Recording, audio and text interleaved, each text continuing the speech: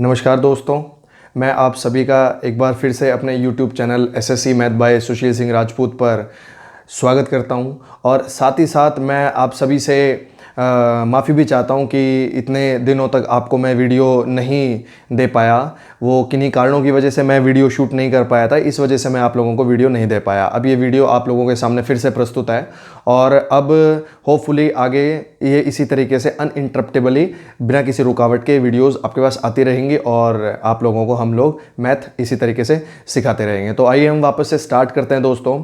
हमने परसेंटेज के 3 part upload किए थे, percentage part 1, percentage part 2 and percentage part 3।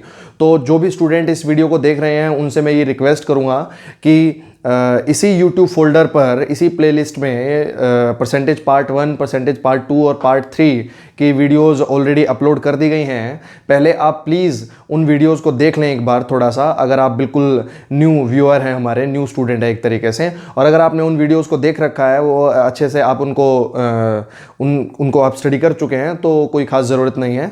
लेकिन अगर ज़रूरत महसूस हो तो उन पार्ट्स को पहले एक बार ज़रूर देख लें। अब ये हमारा परसेंटेज का पार्ट 4 है, जिसके अंदर हम सक्सेसिव इंक्रीमेंट और सक्सेसिव डिक्रीमेंट के बारे में बात करेंगे। ये परसेंटेज का बहुत इंपॉर्टेंट पार्ट होता है और अक्सर एक क्वेश्चन तो ज़रूर हर एग्ज़ाम में, एसएससी के या किसी भी एग्ज़ाम में, कॉम्पिटिटिव एग्ज़ाम्स में, और 2 से 3 तक क्वेश्चंस भी इससे पूछ लिए जाते हैं। और आगे चल के जो चैप्टर हमारा आएगा, mixture and allegation, compound interest, in chapters में भी काफ़ी हद तक जो हमारे लॉजिक्स हैं, जो बेस है, वो सक्सेसिव इंक्रीमेंट और सक्सेसिव डिक्रीमेंट की वजह से ही बनते हैं। हम उन चीज़ों के बारे में भी डिस्कस करेंगे। आइए स्टार्ट करते हैं, successive increment and successive decrement.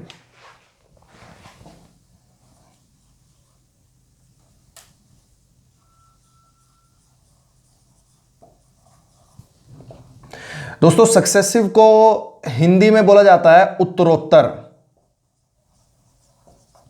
ये शब्द आपको याद रखना होता है, उत्तरोत्तर। हिंदी वाले जो हैं उत्तरोत्तर, इंग्लिश में सक्सेसिव बोला जाता है। अब क्या है, अगर क्वेश्चन लैंग्वेज में नहीं आएगा, सिर्फ कैलकुलेशन का आएगा, डायरेक्ट वो आपको 2 से 3% दे देगा और उस पर सक्सेसिव इंक्रीमेंट या डिक्रीमेंट या सक्सेसिव इंक्रीमेंट और डिक्रीमेंट दोनों अगर उस पर अप्लाई करना रहेगा आपको, तो इंग्लिश में सक्सेसिव शब्द लिखा हुआ आएगा और हिंदी में मैंने देखा एसएससी अक्सर शब्द इस्तेमाल करता है उत्तरोत्तर। ये आपको शब्द हमेशा याद रखना चाहिए। इसके अलावा देखिए, हम बेसिक से समझते हैं चीज़ों को। आपने अक्सर देखा होगा शोरूम्स पर आपको इस तरीके की टैगलाइंस दिखती हैं लिखी हुई, this kind of 30% plus 20% of, या 30% प्लस 20% डिस्काउंट या सेल, इस तरीके से। तो दोस्तों, मैं अगर आपसे ये पूछूं कि क्या ये 30% प्लस 20% 50% होगा, 50% होता है, तो आप सभी का जवाब होगा नहीं, ये 50% नहीं होता है। क्योंकि हम सभी का ऐसा एक्सपीरियंस हो चुका है, हम भी किसी ना किसी इस तरीके की सेल को देखकर किसी ना किसी शॉप में, किसी शोरूम में, किसी मार्ट में या किसी भी इस तरीके के रिटेल स्टोर में गए हैं जहां पर हमें लगा कि 30 प्लस 20 50% का ऑफ मिलेगा, लेकिन वो 50% का ऑफ कभी नहीं मिला हमें। और अगर ये 30% प्लस 20% 50% होता तो दुकानदार उसे 50% ही लिखता। जो कस्टमर है वो 50% को देखकर ज्यादा अट्रैक्ट होता एज कंपेयर टू 30 प्लस 20 के। लेकिन क्योंकि ये 50% होता ही नहीं है, इस वजह से दुकानदार इसको 50% लिखता ही नहीं है। दोस्तों, ये जो डिस्काउंट होता है ये आपका सक्सेसिव डिस्काउंट होता है। दुकानदार इसको सक्सेसिवली कैलकुलेट करता है, यही हमें समझना है। देखिए, मैं आपको एक क्वेश्चन की लैंग्वेज बोल के समझाता हूं आपको। ये जो मैं क्वेश्चंस अभी बोलूंगा, जो मैं क्वेश्चंस ये अभी सॉल्व करवाऊंगा, इनके जो पीडीएफ का लिंक है वो भी इस वीडियो के डिस्क्रिप्शन में जरूर आप वहां जाकर देख लें। अगर आप चाहते हैं कि क्वेश्चंस आपको प्रिंट फॉर्म में, रिटन फॉर्म में मिले, तो आप वहां जाकर देख सकते हैं। देखिए, हम एक क्वेश्चन को देखते हैं। जैसे शॉपकीपर कहता है that I will provide you a discount of 30% on the mark price of the article, and then again I will provide you a discount of 20% but on the remaining price of the article.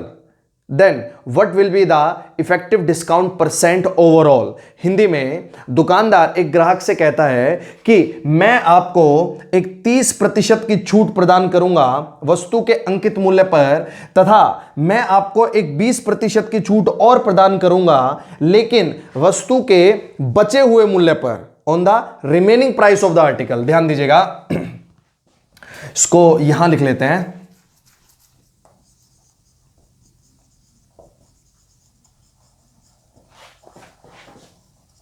On the remaining price of the article.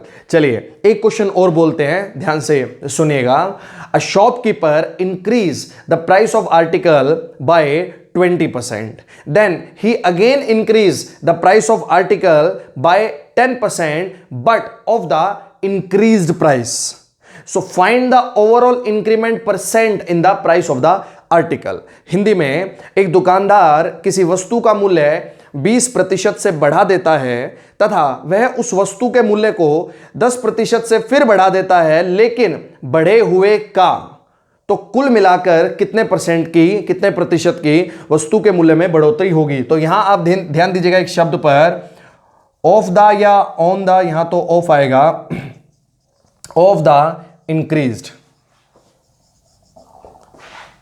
ये तो दोस्तों ये तीन चीजें ऐसी हैं, ये तीन बातें ऐसी हैं जो किसी क्वेश्चन में अगर लिखी गई हैं तो ये आपको ये बताएंगी कि क्वेश्चन को सक्सेसिवली करना है या सिंपल तरीके से करना है। देखिए अगर वहां पर सीधा सीधा सक्सेसिव इंग्लिश में और उत्तरोत्तर हिंदी में लिखा हुआ आ जाता है, ऑलरेडी लिखा हुआ है, तो हमें पता लग जाएगा कि ये तो सक्सेसिव का क्वेश्चन है, तो हम उसको सक्सेसिवली ही सॉल्व करेंगे। इसके अलावा अगर किसी क्वेश्चन में एक आंकड़े के बाद दूसरे आंकड़े को कैलकुलेट करते समय बीच में ऑन द रिमेनिंग लिखा हुआ है या ऑफ द इंक्रीज लिखा हुआ है, बचे हुए का या बढ़े हुए का लिखा हुआ है, तो ये उस चीज का सूचक है, ये इस चीज का आइडेंटिफिकेशन है कि ये क्वेश्चन सक्सेसिव इंक्रीमेंट या डिक्रीमेंट का क्वेश्चन है। आइए दोस्तों हम अब क्वेश्चन की मदद से हम एक क्वेश्चन को सॉल्व करके देखते हैं कि किस तरीके से चीजें सक्सेसिवली सॉल्व होती हैं।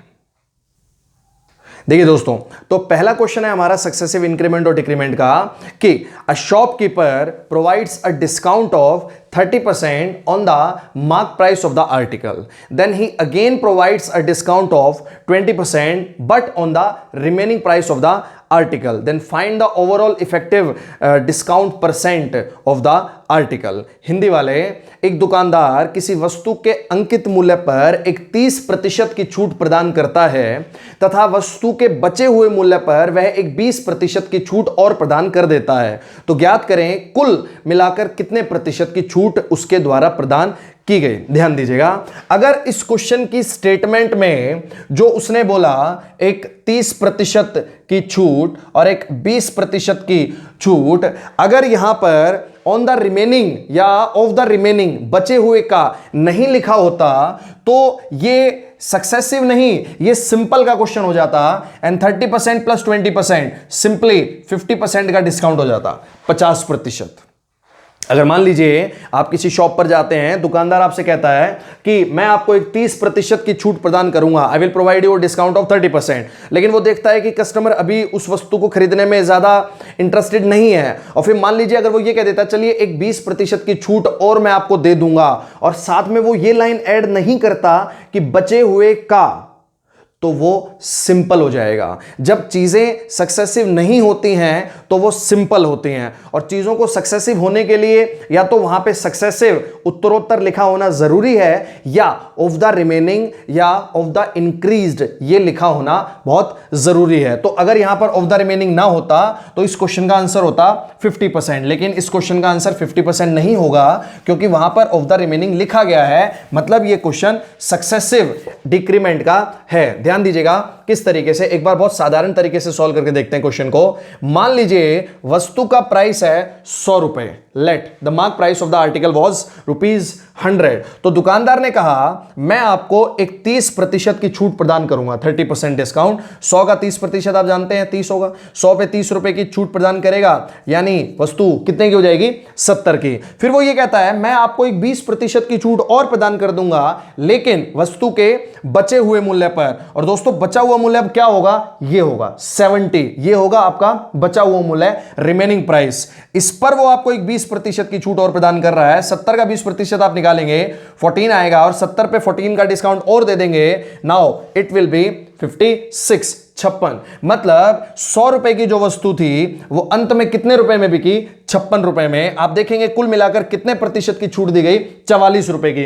कितने रुपए पर, 100 रुपए पर। और 100 पर कोई भी चीज प्रतिशत कहलाती है दोस्तों, तो इस वजह से इसका टोटल इफेक्टिव डिस्काउंट परसेंट कितना हो जाएगा, 44%। तो आपने देखा कि 30 + 20 50% नहीं हुआ, वो होता अगर ये क्वेश्चन सिंपल का होता, बट यहां पे कितना आया, 44%, क्योंकि ये क्वेश्चन सक्सेसिव डिक्रीमेंट का है। एक और क्वेश्चन देखते हैं दोस्तों।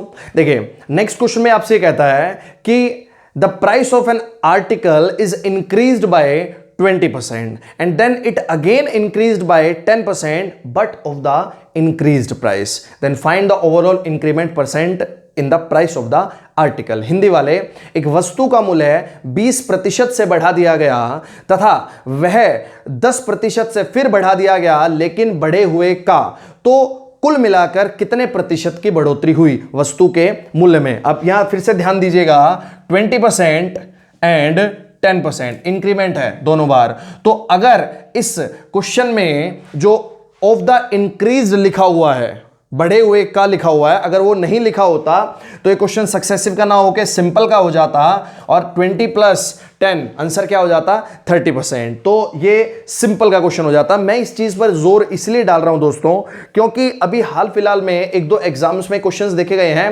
जहां पर क्वेश्चन सक्सेसिव प्लस सिंपल का मिक्स क्वेश्चन था। वो क्वेश्चन सक्सेसिव का भी था और आगे चल के वो क्वेश्चन सिंपल का भी था। तो आपको इसके अंदर फर्क करना आना बहुत जरूरी है। और 3 ही तो चीजें हैं, या तो वहां पे सक्सेसिव खुद लिखा होगा, या ऑफ द रिमेनिंग लिखा होगा, या ऑफ द इंक्रीज्ड लिखा होगा। आपको ये शब्द ढूंढने हैं, अगर ऐसा लिखा हुआ है तो उसको सक्सेसिवली सॉल्व करना है। इस पे ऑफ द इंक्रीज लिखा हुआ था तो आंसर इसका 30% नहीं होगा। ध्यान दीजिएगा कैसे हम साधारण रूप से सॉल्व करते हैं। मान लीजिए वस्तु का मूल्य था 100 रुपए, तो पहले उसे 20% से बढ़ा दिया गया। 100 का 20%, अब जानते हैं 20 होगा, कितना हो जाएगा मूल्य, 120। फिर उसने कहा भाई हम तो 10% और बढ़ाएंगे, 10%, लेकिन किसका बढ़ाएंगे, बढ़े हुए का। और बढ़ा हुआ क्या है, 120। 120 का 10% निकालने जाएंगे, ये आएगा 12। 120 में 12 जोड़ देंगे, ये हो जाएगा आपका 132। तो 100 रुपए की जो चीज थी आरंभ में, वो अंततः कितने की हो गई, 132 की। कितना रुपए मूल्य बढ़ गया, 32 रुपए। कितने से, 100 से। और 100 पे दोस्तों कोई भी चीज क्या कहलाती है, प्रतिशत ही कहलाती है। तो टोटल कितना परसेंट हो गया, 32%। तो आपने देखा कि जब चीजें सक्सेसिवली होती हैं तो टोटल उनका जितना हो रहा होता है, डिस्काउंट होते समय उतना डिस्काउंट होता ही नहीं है, उससे कम डिस्काउंट होता है। लेकिन सक्सेसिवली होते हुए जितना परसेंट बढ़ रहा होता है, और साधारण जितना परसेंट बढ़ना चाहिए उससे कुछ ज्यादा ही प्रतिशत बढ़ता है। आप इस चीज का थोड़ा ध्यान रखेंगे कि कब चीजें सक्सेसिव हैं और कब चीजें सिंपल हैं। देखिए दोस्तों, आपके सामने बोर्ड पे एक रिलेशन लिखा हुआ है, x + y + x × y / 100%। इसको भी ध्यान से समझिएगा, ये बहुत काम आता है। मैं अभी बताऊंगा आपको ये कहां पर काम आता है, क्या यूज रहता है इसका। बेसिकली ये रिलेशन क्या करता है कि अगर आपकी वस्तु का मूल्य किन्हीं 2% से सक्सेसिवली बढ़ रहा है या घट रहा है, या फिर पहले बढ़ रहा है बाद में घट रहा है, और या फिर पहले घट रहा है बाद में बढ़ रहा है, मतलब कुछ भी हो सकता है उसके अंदर। दोनों बार वस्तु का मूल्य बढ़ भी सकता है, दोनों बार घट भी सकता है, और एक बार बढ़ सकता है, एक बार घट भी सकता है। अगर 2% से ऐसा हो रहा है, 2%, तो अगर आप उन प्रतिशतों को x और y की जगह पुट कर दें साइन के अनुसार, साइन का ध्यान रखना होता है, जब बढ़ रहा होता है तो प्लस का साइन लेके चलना होता है, जब घट रहा होता है तो माइनस का साइन लेके चलना होता है। अगर साइन के अनुसार आप इस रिलेशन में पुट कर दें उन प्रतिशतों को, तो ये रिलेशन आपको बता देगा कि सक्सेसिवली आपकी वस्तु के मूल्य में कितने प्रतिशत की कुल मिलाकर बढ़ोतरी होगी या कितने प्रतिशत की कुल मिलाकर कमी हो जाएगी। जो अभी हमने दो क्वेश्चंस किए हैं, हम उन दोनों ही क्वेश्चंस को इसके ऊपर अप्लाई करके देखते हैं। आप ध्यान दीजिएगा, आंसर आपको मिलेगा, दिखेगा। पहला क्वेश्चन अगर हम देखें फर्स्ट, तो उसमें था 30% डिस्काउंट एंड 20% डिस्काउंट। अब डिस्काउंट है दोस्तों तो माइनस होगा, मैंने बताया आपको, घटेगा तो माइनस आएगा और बढ़ेगा तो प्लस आएगा। यानी x की वैल्यू हो गई 30, y की वैल्यू हो गई हमारी 20।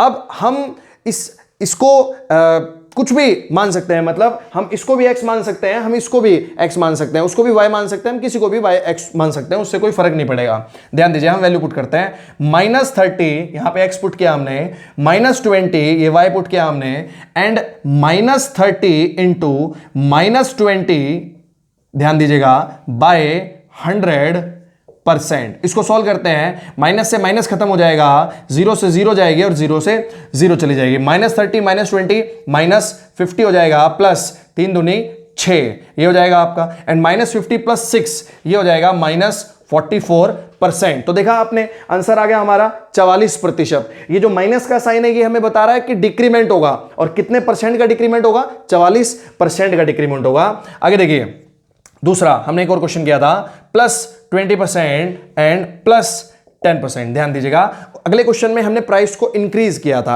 प्राइस बढ़ा था, इसलिए प्लस आ रहा है यहां पे। इनको पुट करेंगे आप, +20 +10 +20 इंटू 10 बाय 100%। इसको सॉल्व करेंगे, 0 से 0 चली जाएंगी, एंड 20 + 10 30 हो जाएगा आपका, +2%, एंड 30 + 2 इट विल बी 32%। और प्लस का साइन आ रहा है, आप देख सकते हैं प्लस का साइन आ रहा है, इसका मतलब इंक्रीमेंट होगा। कितने परसेंट का इंक्रीमेंट होगा, 32% का इंक्रीमेंट होगा। तो दोस्तों आपने ये रिलेशन पढ़ा, ये रिलेशन आपको किन्हीं 2% के सक्सेसिव इंक्रीमेंट या डिक्रीमेंट का ओवरऑल आंसर दे देता है। अब ध्यान से सुनिएगा यहां पर मेरी बात को। अभी हमने जो पहला तरीका किया इन दोनों क्वेश्चंस का, और ये जो दूसरा तरीका किया हमने इस क्वेश्चंस का, उनको हम मेनली परसेंटेज में यूज नहीं करेंगे, बट पहला जो हमने तरीका किया वो ऑफ द रिमेनिंग और ऑफ द इंक्रीज को समझने के लिए इस्तेमाल किया। और जो ये दूसरा रिलेशन हमने लिखा है, x + y + x × y / 100%,